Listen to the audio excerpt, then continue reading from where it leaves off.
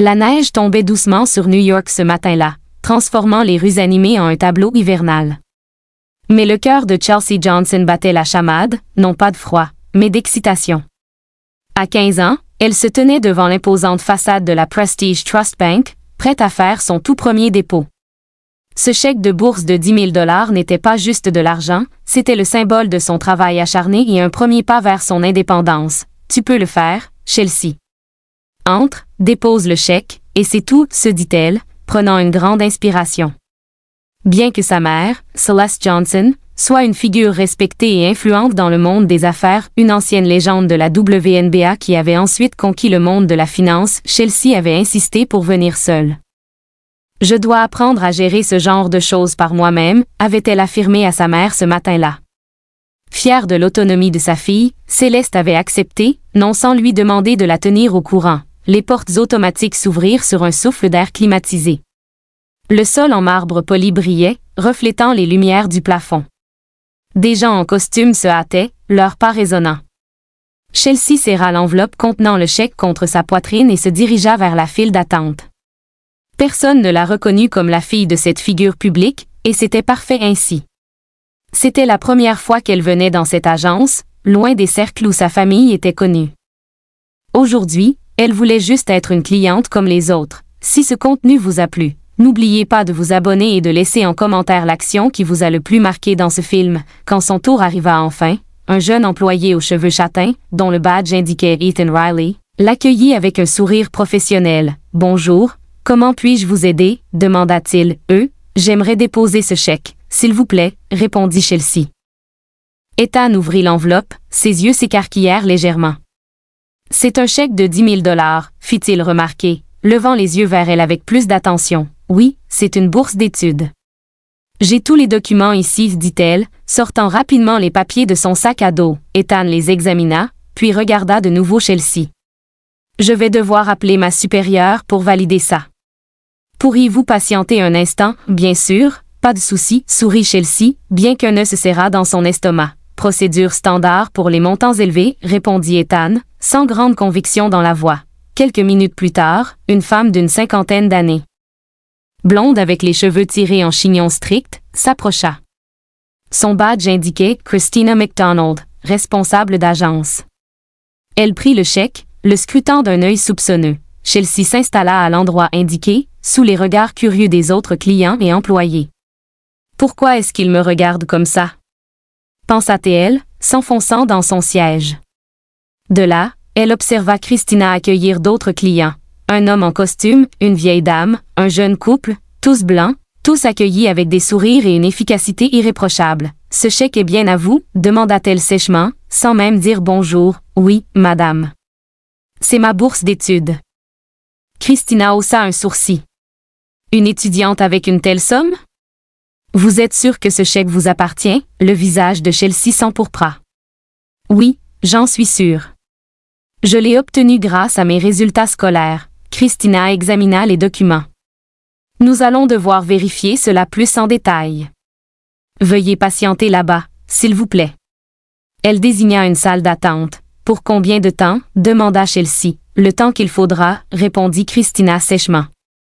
1 heure passa, puis 2. Le téléphone de Chelsea vibra. Un message de sa mère. « Tout va bien? » Elle répondit rapidement qu'elle rentrerait bientôt, sans évoquer les complications. Elle ne voulait pas que sa mère intervienne. Elle voulait régler la situation comme une cliente ordinaire. « Ils m'ont oublié ou quoi? » se demanda-t-elle, de plus en plus mal à l'aise. Finalement, elle se leva et retourna au guichet. « Excusez-moi, ça fait plus de 2 heures que j'attends. » Christina la coupa net. « Nous sommes toujours en train de vérifier. Veuillez retourner vous asseoir, mais j'ai tous les documents nécessaires. Retournez vous asseoir, » insista Christina, plus sèche encore. À moins que vous ne préfériez que nous appelions la sécurité, le sol en marbre semblait gelé sous ses pieds. Chaque seconde passée la faisait ressembler la banque à une prison. Chelsea retourna s'asseoir, se sentant de plus en plus insignifiante. Elle était entrée en se sentant forte, maintenant elle n'osait même plus relever la tête. Le message était clair, elle n'avait pas sa place ici, et cela n'avait rien à voir avec le montant du chèque. Si Christina avait su qui était sa mère, le traitement aurait été tout autre. Mais Chelsea ne voulait pas jouer cette carte, pas comme ça. L'après-midi avançait lentement à l'intérieur de la banque. Chelsea restait assise, son carnet ouvert sur les genoux, où elle avait commencé à noter les horaires et ses observations, 3h20 d'attente. Son estomac grondait, mais elle n'osait pas sortir acheter quelque chose à manger, de peur que son absence ne soit utilisée comme excuse pour refuser le dépôt. Pourquoi ne puis-je pas être traitée comme les autres? Pensa-t-elle, observant la dynamique du lieu. Un homme en costume entra précipitamment. Chelsea le vit s'approcher de Christina. « Monsieur Harding! »« Quel plaisir de vous voir !» s'exclama la directrice avec un sourire que Chelsea ne lui connaissait pas. « Comment puis-je vous aider aujourd'hui? J'ai besoin de retirer rapidement de l'argent, Christina. »« Je suis en retard. »« Pour une réunion, bien sûr, on s'en occupe tout de suite. » En moins de 5 minutes, l'homme quitta la banque, sa transaction terminée. Chelsea sentit une boule se former dans sa poitrine. Un peu plus tard, une dame aux cheveux gris entra. « Madame Reynolds.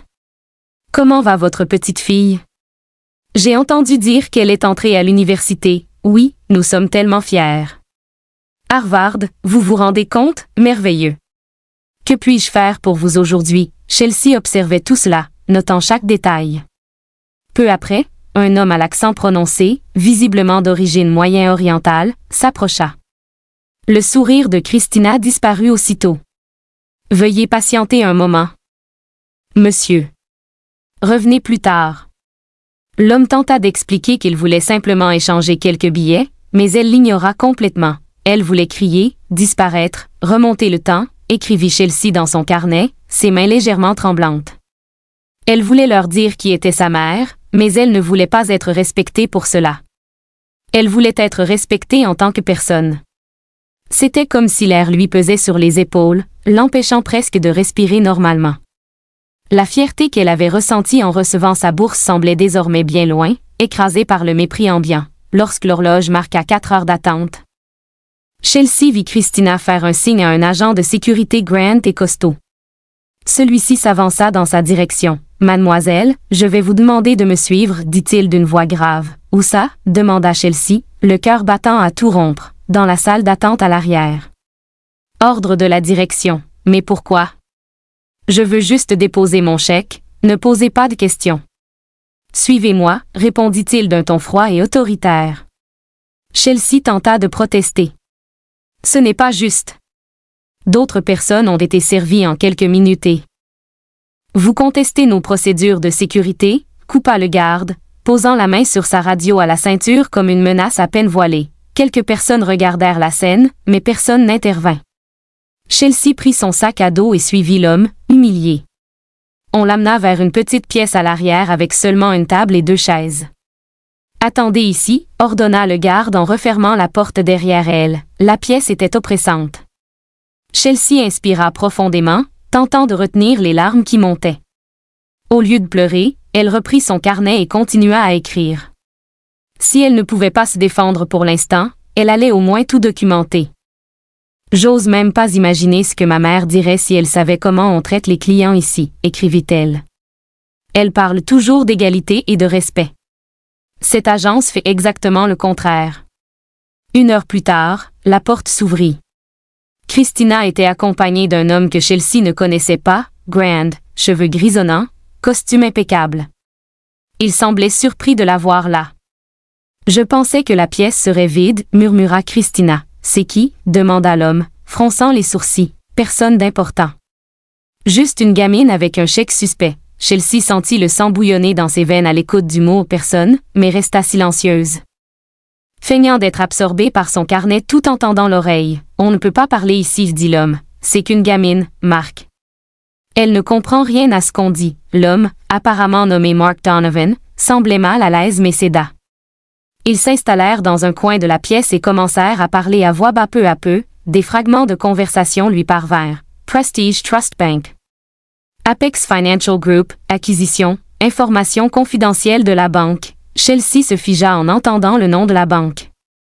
Soudain, elle comprit qu'elle se retrouvait au cœur de quelque chose de bien plus grave qu'un simple dépôt bancaire, et que ce traitement injuste n'était peut-être pas du tout un hasard. Chelsea gardait les yeux rivés sur son carnet, mais chaque mot de la conversation entre Christina et Mark résonnait à ses oreilles. Son cœur battait si fort qu'elle craignait qu'on puisse l'entendre. « J'ai les chiffres exacts du dernier trimestre », murmura Christina, glissant discrètement un dossier à Mark. Elle ne se doute de rien, mais je surveille chacune de ses décisions. « Parfait », répondit Mark à voix basse. « Ça nous donnera l'avantage lorsqu'on fera notre offre de rachat. Apex Financial Group va enfin dépasser Prestige Trust. Et mon poste dans la nouvelle direction ?» demanda Christina. « Vice-présidente exécutive, comme convenu. Tu seras la numéro 2, juste après moi. » Chelsea tremblait, mais ce n'était pas de peur. C'était une nouvelle énergie, née de l'indignation, de la colère, de la détermination. Sa mère était trahie par une employée de sa propre banque, et elle, Chelsea, en était témoin. La PDG n'a même pas idée de ce qui se passe sous son nez, ricana Mark. « Et la gamine ?» demanda Christina, jetant un coup d'œil à Chelsea. « Son chèque est vraiment suspect. » Mark haussa les épaules. « On s'en fiche. Garde-la ici jusqu'à la fermeture. On ne veut pas de distraction. » « Elle est en train d'écrire quelque chose, » observa Christina, les sourcils froncés. « Probablement ses devoirs, » dit Mark avec mépris. On continue cette conversation dans mon bureau. Ils quittèrent la pièce, laissant Chelsea à nouveau seule. Dès que la porte se referma, elle se mit à écrire frénétiquement tout ce qu'elle venait d'entendre, mot pour mot. Ses mains tremblaient d'adrénaline. « Il complote contre la banque de maman », pensa-t-elle, sentant la peur et l'urgence monter en elle. « Je dois la prévenir. » Chelsea attrapa son téléphone, mais aucun signal. Frustrée, elle poursuivit ses notes, ajoutant des détails sur tout ce qu'elle avait vu et entendu dans la journée. Le traitement discriminatoire, les heures d'attente, et maintenant, cette conspiration. Ce qui avait commencé comme un jour de fierté et d'indépendance était devenu bien plus grand. Son carnet, autrefois dédié aux devoirs, contenait désormais des informations qui pourraient sauver la banque. Près de 2 heures plus tard, la porte s'ouvrit à nouveau, mais cette fois, ce n'était ni Christina ni le garde. C'était Celeste Johnson, grande, élégante, avec la prestance d'une femme qui dirige un empire. Céleste balaya la pièce du regard jusqu'à poser les yeux sur sa fille. Le soulagement sur son visage était visible. « Chelsea » s'exclama-t-elle, accourant pour la prendre dans ses bras. « Tu n'as pas répondu à mes messages depuis des heures. » J'étais inquiète. J'ai décidé de venir moi-même. À cet instant, l'univers de Chelsea retrouva un semblant d'équilibre. Les larmes qu'elle avait contenues toute la journée commencèrent à couler. « Maman » murmura-t-elle en s'accrochant à elle. « Ils m'ont laissé ici toute la journée. Personne n'a voulu m'aider pour le dépôt. Ils ne savent pas qui je suis, qui tu es. » Céleste s'écarta légèrement, examinant le visage de sa fille.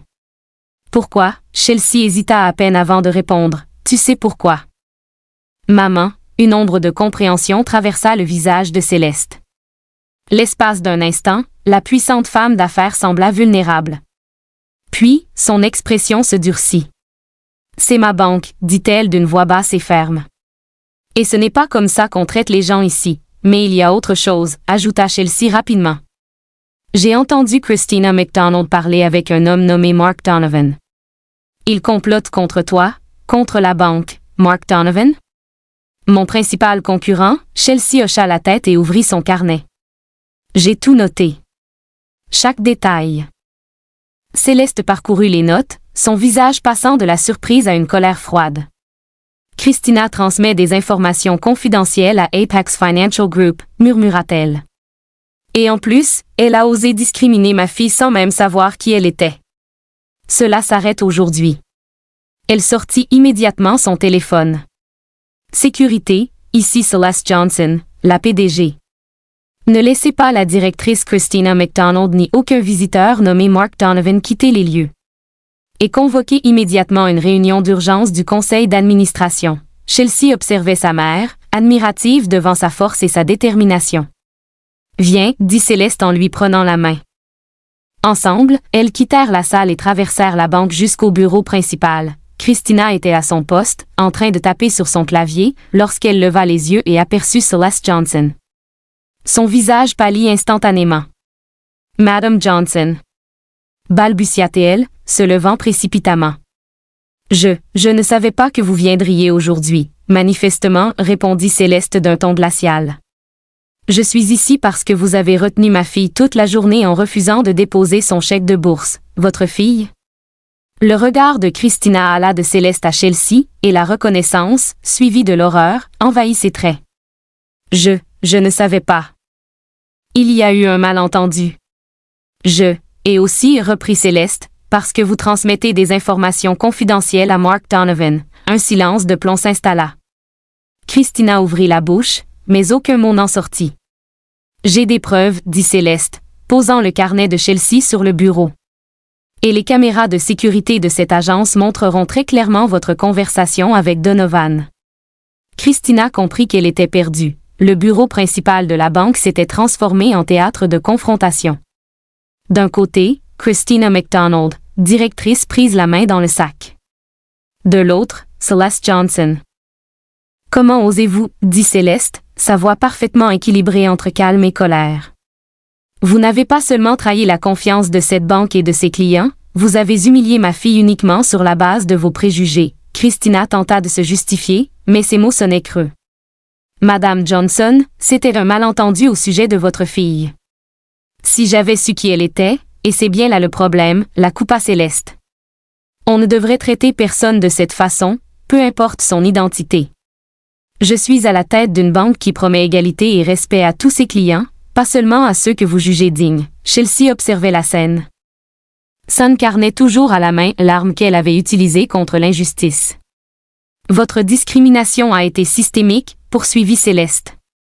Et elle n'a pas visé que ma fille. Chelsea a observé votre comportement toute la journée.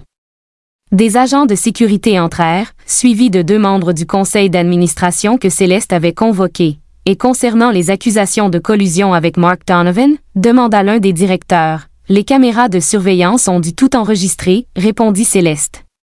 Et Chelsea a noté chaque mot de leur échange.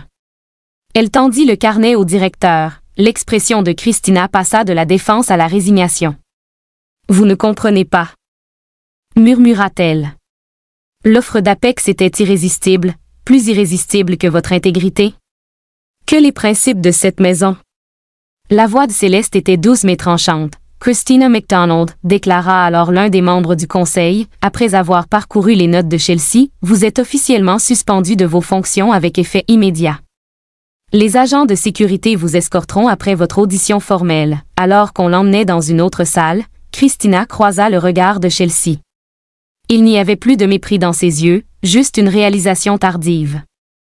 Elle avait gravement sous-estimé cette jeune fille qu'elle avait jugée sans la connaître, la fille d'une PDG qui n'avait pas besoin de revendiquer son identité pour mériter le respect. Dans les semaines qui suivirent, une enquête approfondie confirma tout ce que Chelsea avait documenté. Christina avait non seulement pratiqué une discrimination systématique basée sur l'apparence et l'origine des clients, mais aussi participé à de l'espionnage industriel en transmettant des données sensibles à la concurrence. Sous la direction encore plus déterminée de Celeste Johnson, la Prestige Trust Bank connut une transformation en profondeur. De nouveaux protocoles furent instaurés pour garantir un traitement équitable à tous. Des caméras furent installées dans toutes les zones d'accueil avec des contrôles réguliers, des formations obligatoires sur la diversité et l'inclusion furent mises en place pour tous les employés, des stagiaires aux dirigeants. 3 mois plus tard, Chelsea revint à la banque, cette fois pour déposer un nouveau chèque, remporté lors d'un concours académique. L'atmosphère avait changé, plus chaleureuse, plus respectueuse. Ce qui avait été une expérience traumatisante était devenu pour Chelsea un appel à agir. Avec le soutien de sa mère, elle commença à donner des conférences dans son lycée sur la littératie financière et la discrimination institutionnelle. De simples échanges en classe devinrent bientôt un programme complet, parrainé par la Prestige Trust Bank. Ce qui m'est arrivé n'est pas un cas isolé, déclara Chelsea devant un auditoire d'élèves. Nous sommes souvent jugés non pas sur notre valeur ou nos accomplissements, mais sur la couleur de notre peau ou notre accent. Et cela doit changer. Le changement commence lorsque nous refusons d'être invisibles, quand nous dénonçons les injustices, quand nous refusons de nous laisser écraser, quand nous utilisons notre voix, même si elle tremble. Depuis la salle, Céleste l'observait, remplie de fierté. Sa fille démontrait les mêmes valeurs et la même force qu'elle s'efforçait d'incarner à la tête de la banque. Elle a transformé sa douleur en mission, souffla-t-elle à un collègue, et cela fait d'elle une force plus grande que n'importe quel obstacle. Un mois plus tard, la Prestige Trust Bank lança l'initiative Chelsea, un programme destiné à démocratiser l'accès aux services bancaires pour les jeunes et les minorités, en offrant une éducation financière et des conditions avantageuses pour les premiers investissements. Ce programme puise son courage de ma fille, annonça Céleste lors de la cérémonie d'ouverture. Qui nous a montré que la vraie force d'une institution ne réside pas dans ses chiffres, mais dans ses valeurs. Lors de la cérémonie, Chelsea se présenta avec son vieux carnet, devenu symbole d'un combat transformé en héritage. Ce carnet servait à noter mes devoirs, dit-elle au public. Puis il est devenu mon refuge pendant des heures d'humiliation, et enfin la preuve qui a révélé la vérité. Il me rappelle que nos histoires comptent, et qu'il faut les écrire. Sous une salve d'applaudissements, Chelsea ouvrit une nouvelle page. Elle y écrivit le prochain chapitre de son histoire, non plus comme victime, mais comme actrice du changement. À l'entrée de toutes les agences de la Prestige Trust Bank figurait désormais une plaque. Chaque personne mérite respect et dignité. C'est notre engagement. Et en dessous, en lettres plus discrètes, inspirée par Chelsea Johnson. La jeune fille qu'on avait un jour rendue invisible dans un coin de salle avait désormais son nom gravé à jamais dans un lieu où plus jamais personne ne serait traité comme elle l'avait été. Chelsea marchait désormais la tête haute dans les couloirs de la banque de sa mère, son carnet toujours en main, non par peur, mais par conviction. Chaque page tournée lui rappelait que la justice, bien que parfois lente, finit par triompher, et que même la plus petite des voix, si elle refuse de se taire, peut résonner si fort qu'elle transforme le monde. Cette histoire montre que les préjugés peuvent encore se cacher derrière un badge, un uniforme ou un sourire poli. Mais elle montre aussi que l'intelligence, le courage et la vérité peuvent tout changer. Chelsea est entrée dans cette banque comme une simple lycéenne, elle en est ressortie comme un symbole de transformation.